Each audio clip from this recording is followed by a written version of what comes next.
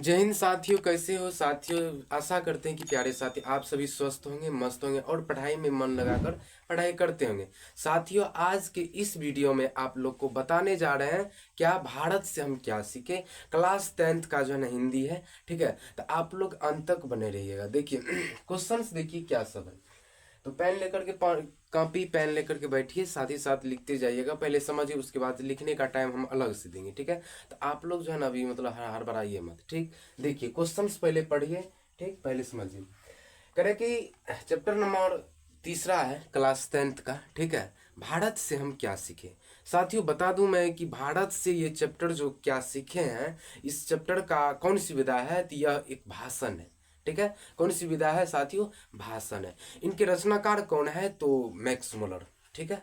कौन है जी, तो मैक्स मुलर। मैक्स मुलर कहाँ के रहने वाले थे, तो साथियों मैक्स मुलर जो थे ना जर्मनी के रहने वाले थे, ठीक है। इसका जो है ना जन्म 1823 ईस्वी में हुआ था। कब हुआ था, 1823 ईस्वी में। सारा का सारा क्वेश्चन नोट करते जाइए। देखिए क्वेश्चन नंबर देखिए फर्स्ट में कि दारिस नामक सोने की सिक्के से भरा गड़ा किसे मिला था। दारिस नामक सोने से भरा गड़ा किसे मिला था साथियों, तो वारेन हेस्टिंगस को। किनको मिला था जी, तो वारेन हेस्टिंगस को। किनको मिला था, वारेन हेस्टिंगस को। फिर देखिए क्वेश्चन की भारत कहाँ बसता है। भारत कहाँ बसता है, तो गांव में। कहाँ बसता है जी, गांव में, ठीक है। फिर देखिए क्वेश्चन की भारत से हम क्या सीखे। पहले बता चुके हैं कि भारत से हम क्या सीखे कि रचनाकार कौन है, तो मैक्स मुलर। कौन है, तो मैक्स मुलर। तो ये राइट आंसर हो जाएगा मैक्स मुलर, ठीक है। बार बार रिपीट करके बता रहे हैं आप लोग जो है ना, मतलब यहाँ पर बोर्ड पर अच्छा से नहीं दिखाई देते होंगे, तो आवाज से बोली से लिखिएगा, ठीक है। उसके लिए हम 2 बार बोल देते हैं। फिर देखिए मैक्स मुलर का जन्म कहाँ हुआ था। पहले बताएं कि मैक्स मुलर का जन्म जर्मनी में हुआ था। कहाँ हुआ था जी, जर्मनी में, ठीक है। क्या हो जाएगा राइट आंसर, जर्मनी। फिर देखिए क्वेश्चन क्या है कि मैक्स मुलर ने उपनिषदों कठ तथा कैन का किस भाषा में अनुवाद किया था, तो साथियों जर्मन भाषा में ये जो है ना अनुवाद किया था। क्या अनुवाद किया था साथियों, तो कठ तथा कैन का। किसमें, तो उपनिषदों में, ठीक है। फिर देखिए क्वेश्चन नेक्स्ट कि मैक्स मुलर की मृत्यु कब हुई थी। मैक्स मुलर की मृत्यु कब हुई थी साथियों, मैक्स मुलर की जो है 1900 ईस्वी में मृत्यु हो गई थी। कब हुई थी, तो 1900 ईस्वी में। जल्दी जल्दी आप लोग जो है ना कमेंट करिए कि 1900 ईस्वी में निधन यानी डेथ कर गए थे। कौन, तो मैक्स मुलर। जल्दी चैट में लिखिए, फास्ट में लिखिए। फिर नेक्स्ट देखिए कि मैक्स मुलर को स्वामी विवेकानंद ने क्या कहा था। क्या कह रहा है, क्या कहा था, तो क्या कहा था भाई, तो ये कहा था कि वेदांतियों का भी वेदांती किसने कहा था, तो स्वामी विवेकानंद ने। किसको कहा था, तो मैक्स मुलर को, ठीक है। घुमा फिरा कर भी क्वेश्चन पूछ सकता है, या तो ये डायरेक्टली दे देगा कि वेदांतियों का भी वेदांती किसने कहा, तो मैक्स मुलर को, स्वामी विवेकानंद ने। लेकिन किसको कहा, तो मैक्स मुलर को, ठीक है। ये समझ गए। फिर देखिए क्वेश्चन नेक्स्ट कि मैक्स मुलर का जन्म कब हुआ था। मैक्स मुलर का जन्म कब हुआ था, तो बताइए। तो अब पहले बता चुके हैं कि मैक्स मुलर जी का जन्म 1823 ईस्वी में हुआ था। कब हुआ था जी, 1823 ईस्वी में मैक्स मुलर जी का जन्म हुआ था, ठीक। फिर देखिए नेक्स्ट क्वेश्चन कि मैक्स मुलर के पिताजी का क्या नाम था। मैक्स मुलर के पिताजी का नाम क्या, यानी कि जो चैप्टर अपना लोग अभी पढ़ रहे हैं मैक्स भारत से हम क्या सीखे, इनके रचनाकार तो मैक्स मुलर जी है, लेकिन इनके पिताजी का नाम क्या था, तो पिताजी का नाम था साथियों विले मुलर। क्या नाम था, विले मुलर, ठीक है। फिर देखिए नेक्स्ट कि मैक्स मुलर ने सर्वदा संपदा, क्या कह रहे हैं, मैक्स मुलर ने सर्वदा संपदा और प्रकृति से सूर्योदय से परिपूर्ण किस देश को कहा है, तो ये जो है ना किस देश एक लौता देश है भारत। क्या है, भारत, ठीक है। ये भारत को क्या बोला था मैक्स मुलर, तो बोला था सर कि सर्वदा संपदा और प्रकृति से सूर्योदय से भरा घड़ा भरा बोला था। कौन से देश को, तो भारत को। फिर देखिए नेक्स्ट कि मैक्स मुलर ने मानव सभ्यता का मूल स्रोत किसे माना गया। मैक्स मुलर ने मानव सभ्यता का मूल स्रोत किसे मानते हैं, तो वैदिक तत्व ज्ञान को। किसे मानते हैं, वैदिक। मिस्टर बिहारी यहाँ पर थोड़ा सा नजर दीजिएगा, ये जो है ना बिहार बोर्ड में 2022 में पूछा था। कब पूछा था जी? 22 में। तो आप लोग थोड़ा ध्यान दीजिएगा, ये वीवीआई क्वेश्चन है, ठीक है। क्या है वीवीआई क्वेश्चन सर? तो ये है कि मैक्स मुलर ने मानव सभ्यता का मूल स्रोत किसे मानते हैं? तो वैदिक तत्व विज्ञान को। किसे मानते हैं जी? वैदिक तत्व विज्ञान को, ठीक है। फिर देखिए नेक्स्ट की, भारत की प्राचीनतम भाषा कौन सी है? भारत की प्राचीनतम भाषा कौन सी है? तो संस्कृत है। सबसे पुराना भाषा कौन सा है? तो संस्कृत।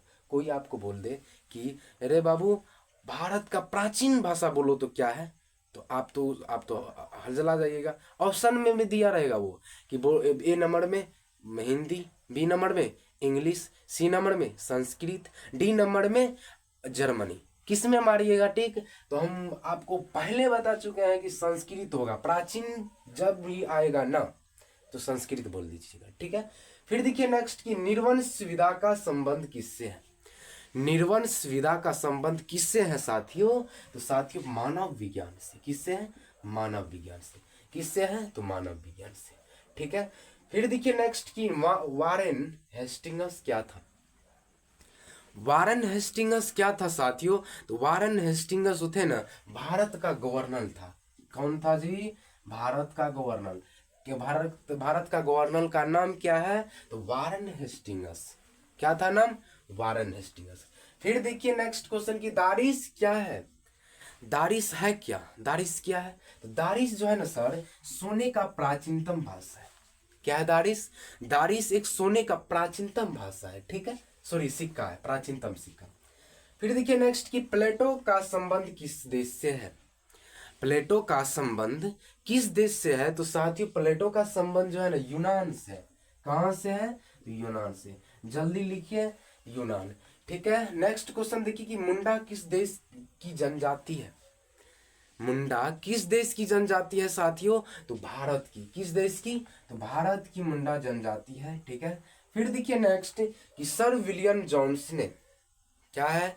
सर विलियम जोन्स ने भारत की यात्रा कब की थी? तो कब की थी जी? तो 1783 ईस्वी में। भारत का यात्रा कब किया था जी? तो 1783 ईस्वी में। आपको टोटल कितना होगा? 19-22 तो पक्का क्वेश्चन से होगा, ठीक है। तो इस 19-22 में जो है ना, आप काम क्या करिएगा, आप लोग का HW क्या है? Chapter number 1, chapter number 2, chapter number 2 तथा चैप्टर नंबर 3 कंप्लीट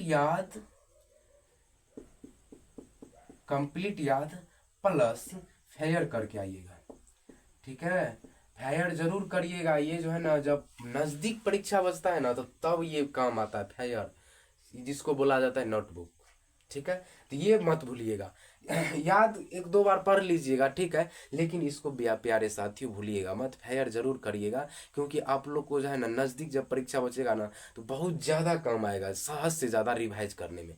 तो आप लोग का अभी हंसी मजाक लगता हो ना, जब नज़दीक बचेगा ना परीक्षा का, तब माथा पीटिएगा, तब जो है ना फसरी लटका कर मरिएगा जब रिजल्ट आएगा कम। तो अभी तो लगता होगा पूरा कटकटा करके, लेकिन अभी जो सिर झुकाकर मेहनत किया है ना, जो करता है ना, वही जब मार्च में, कब रिजल्ट देता है बिहार बोर्ड? मार्च में। उसी का सबसे ज्यादा सिर ऊंचा रहता है। तो आप लोग का अभी हंसी लगता है ना, तो कोई बात नहीं, हमको क्या, हम तो एक बाबा है के, हम तो अब बबेन बन गए हैं। आप लोग आप मेहनत कीजिए, इस गली से तो हम निकल कर बहुत दिन फिरार हो गए हैं। आप लोग अभी इस गली में इधर उधर कर रहे हैं, सही से पढ़िए, ठीक है। इस गली से जल्दी निकलिए। 10th यार, 10th सबसे ज्यादा भारी है, हैं? ये तो कल का बच्चा निकालता है, लेकिन आप लोग पहले भारी मैट्रिक करे, पहले दिमाग में ले लेते मैट्रिक कर रहे हैं तो भारी नहीं लगेगा। देखिए क्या इसमें ज्यादा सब्जेक्ट है नहीं, 7 गो सब्जेक्ट है, हिंदी, संस्कृत, ठीक है, सोशल साइंस, साइंस, मैथ, ये सब ज्यादा भारी है। मैथ अच्छा से पढ़िएगा तो 100 में 100 पूछता है जी। फिर हिंदी भी 100 में 100 पूछता है। आप जो है ना पहले से लेते हैं, बहुत भारी है। किसी चीज को पहले भारी मत समझो, समझे? किसी चीज को पहले भारी मत समझो, ये तुरंत कर लेंगे, ये दिमाग में रखिए। जब भी बैठिए ना पढ़ने के लिए, तो अभी हम आप इसको आपको हम ये बताएं, ठीक, बताए कि नहीं? तो दिमाग में ले ले कि 10 मिनट या आधा घंटा के अंदर में फेयर कर लेंगे और फिर शाम को जो है ना आधा घंटा टाइम दे देंगे बस। ज़्यादा टाइम आपसे मांगते हैं थोड़े, सिर्फ इसके पीछे आधा घंटा टाइम दीजिए, सही से पढ़ लीजिए अच्छा से। ऑनलाइन से तो क्या नहीं होता है, ऑनलाइन से तो सिलेक्शन होता है गवर्नमेंट जॉब का, ये तो कल 10th 12th है। हाँ, ऑनलाइन से जो है ना गवर्नमेंट जो कॉलेज या कुछ भी है प्रोफेसर यार अच्छा से सब कुछ बनता है। लेकिन अब ऑनलाइन का दुनिया चला आया, जो मूर्ख है वो तो झाल बजा कर आराम से दे दो राम दिला दो राम करेगा, ठीक है। जो अभी अच्छा से पढ़ता है लिखता है, आप ऑनलाइन का दुनिया है समझे, तो अच्छा से पढ़िए लिखिएगा तो आप आगे रहिएगा। नहीं तो एक काम करिए, बाबा दादा का जो है ना हर यार होगा वही ट्रैक्टर ट्रैक्टर उसको जोतिए आराम से, जैसे बाप दादा गुजर काटता था वैसे काटिए। क्या अभी रुपया के पीछे अभी मत भागिए, ठीक है, अभी ज्ञान के पीछे भागिए। अभी आप लोग का उम्र बहुत कम होगा, यानी कि 17 18 साल 16 साल 12 साल, इससे ज़्यादा नहीं होता होगा। ठीक ठीक है, तो अभी इस उम्र में जो है ना पढ़ने का है पढ़ाने का है, ठीक है। तो ये आप दिमाग में भी मत लाइए कि पैसा कमाना है ये करना है वो करना है, पहले सही से 12th 10th कर लीजिए, ठीक है, अभी बहुत उम्र है, ठीक है। देखिए हाँ अभी याद है, हाँ बचवा आप लोग जवाब दीजिए। चैप्टर तो 2 पढ़ाए थे आप लोग को, चैप्टर 1 पढ़ाए, दोनों में से क्वेश्चंस पूछते हैं, कमेंट में जवाब मिलना चाहिए, ठीक है। हाँ, फर्स्ट क्वेश्चन है आप लोग का कि डॉक्टर भीमराव अंबेडकर को कुल कितनी डिग्रियां थी। जल्दी जल्दी चैट में जल्दी जल्दी जवाब दीजिए, जो इसमें कोरिया तरह करेगा उसका रिजल्ट फिर गड़बड़ होगा, ठीक है, जल्दी जवाब दीजिए। फिर नेक्स्ट आप लोग का क्वेश्चन है कि डॉक्टर भीमराव अंबेडकर की कितनी डिग्रियां हैं, ये तो फर्स्ट क्वेश्चन। सेकंड कि डॉक्टर भीमराव अंबेडकर किस परिवार से बिलोंग करते थे, डॉक्टर भीमराव अंबेडकर किस परिवार से बिलोंग करते थे, सेकंड क्वेश्चन। थर्ड क्वेश्चन क्या है कि डॉक्टर भीमराव अंबेडकर कौन सी डिग्री इकोनॉमिक्स से किए हैं। ये सब तो क्वेश्चंस नहीं है मतलब किताब में, फिर भी मैं अपना अनुसार से बोलता हूँ मौखिक, ठीक ठीक है, ये एक्स्ट्रा नॉलेज रहना चाहिए साथियों। उसके बाद नेक्स्ट क्वेश्चन, भीमराव अंबेडकर के पिताजी के नाम क्या थे, ये तो क्वेश्चंस किताब में है, ठीक है, ये तो अपना मन से नहीं बोल रहे। डॉक्टर भीमराव अंबेडकर जी के पिताजी का नाम क्या है, ठीक है। The caste in India where mechanism genesis and development, ये किनकी रचना है। ये जो है ना बार बार क्वेश्चन पूछा हुआ है, तो ये अच्छा से ध्यान से दीजिए। क्या बोले हैं आप लोग को अभी कि the caste in India where mechanism genesis and development, ये जो है ना भीमराव अंबेडकर की अच्छा सा मतलब जो है ना ये यही रचा है, ठीक है। एनिहिलेशन ऑफ कास्ट, ये इसका प्रख्यात भी भाषण है, ठीक है। फिर देखिए क्वेश्चन, डॉक्टर भीमराव अंबेडकर क्या है, डॉक्टर भीमराव अंबेडकर की माता जी के नाम क्या थे, तो माता जी का नाम क्या था, अभी तो हम नहीं लिखेंगे, आप लोग को बता दिए, तो आप लोग जवाब दीजिए, ठीक। फिर देखिए नेक्स्ट क्वेश्चन दूसरा चैप्टर से कि विष के दांत शीर्षक पाठ के रचनाकार कौन है। विष के दांत शीर्षक पाठ के रचनाकार जो जो लेखक है उनका जन्म कब हुआ था, ये जवाब है। घुमा फिरा कर ऐसे ही बिहार बोर्ड पूछेगा तो आप लोग आराम से झाल बजाइएगा, कलम लेकर ऐसे ऐसे करिएगा, फुर पेन मुंह में लीजिएगा। नहीं बनता है विद्यार्थी तो देखिएगा ढंगल नहीं बनेगा क्वेश्चन कोई एक भी नहीं, तो क्या क्या ढंगल उसका देखिए। एग्जाम हॉल में करेगा क्या, तुरंत तुरंत मुंह में ऐसे पेन करके ऐसे ऐसे करेगा, घुमाएगा, फिर कपार नोचेगा, फिर माथा पीटेगा। तो ये सब से अभी बचने के लिए आप लोग अभी जवाब दीजिए, नहीं दिए हैं तो समझ जाइए कि अभी मेरा अच्छा सा तैयारी नहीं हुआ है, यानी कि हम अपने आप को और झोंकेंगे, ठीक है। तो ऐसे कीजिए। फिर नेक्स्ट क्वेश्चन है, करीब हम आपको बोले थे कि 5-10 पूछेंगे। तो नेक्स्ट क्वेश्चन कि सैन साहब के बेटे का नाम क्या था, ठीक है। फिर नेक्स्ट क्वेश्चन, सैन साहब के बेटियां कुल कितनी थी। फिर नेक्स्ट क्वेश्चन, सैन साहब के मोटर कार का नाम क्या था। फिर नेक्स्ट क्वेश्चन, सैन साहब के मोटर कार का नाम किस रंग की थी, तो ये भी नेक्स्ट क्वेश्चन है। फिर देखिए सैन साहब के नौकर का नाम क्या था, ये है। ये सारा का सारा साथियों वीवीआई क्वेश्चंस पूछे हैं, पूछा हुआ है इसलिए पूछा। हम पागल नहीं है, संकल सरपट नहीं है, हम ये रास्ते से गुजर चुके हैं इसलिए आपको पूछ रहे हैं। तो ये जवाब दीजिए, ठीक है, नहीं दीजिएगा तो वही होगा, ठीक है। तो चलते हैं, नेक्स्ट वीडियो में मिलेंगे, तब तक के लिए टाटा बाय बाय। अभी जो है ना क्लास 10th का हिंदी है ना, अगली बार मैथ होगा, उसके बाद क्लास 9th का हिंदी होगा, उसके बाद 12th का हिंदी होगा। अभी तुरंत आप लोग को दे रहे हैं। जो 12th वाला विद्यार्थी है वो तो थोड़ा अब आपका जो है ना अंतिम अथी है रास्ता, ये मंजिल, ठीक है। 12th का अंतिम है, ये 12th कर लीजिएगा तो BA part 1 part 2 B.Ed DL.Ed ये सब करते रहिएगा, ठीक है। तो थोड़ा मार्क आना जरूरी है 12th में, जो है ना मार्क अच्छा सा आएगा ना तो तब अच्छा होगा। तो DL.Ed में भी अच्छा से मतलब हो जाएगा, नाम लिखा है आपको सेलेक्ट कर लेगा। तो कम से कम इंटर में जो है ना 400 प्लस रहना चाहिए, या तो नहीं तो 350 रहना चाहिए मार्क इंटर में। मैट्रिक में तो बको नॉन लेता है 400 200 300 250, ठीक है। तो साथियों आप लोग जो है ना इसको अच्छा सा रिवाइज कर लीजिएगा, ठीक है। अभी क्लास चलेगी मैथ, ठीक है, मैथ चलेगी, तो आप लोग थोड़ा सपोर्ट कीजिए, ठीक है। हम देखिए बात है क्या कि मेरे साथ दौड़िएगा तो हम भी दौड़ेंगे, ये बात ध्यान लीजिएगा।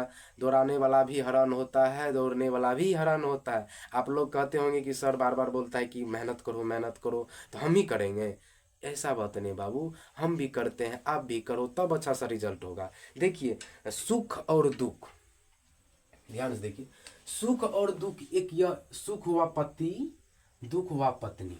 सुख और दुख दोनों पति पत्नी है, दोनों मिलकर एक संयोग करता है, पैदा करता है बच्चा। तो वही हुआ, दोनों जब रहेगा आपको, दोनों होगा तब ना एक सफलता होगा। तो यही सफलता इसका बेटा है बेटी है, ये यही इसको जो है ना संयोग करके बच्चा दिया, मतलब अथी किया है। तो सुख हुआ पति, दुख हुआ पत्नी। सुख दुख जब मिलता है तो एक मतलब पैदा होता है, तो वही हुआ, पैदा का नाम क्या है, तो सफलता।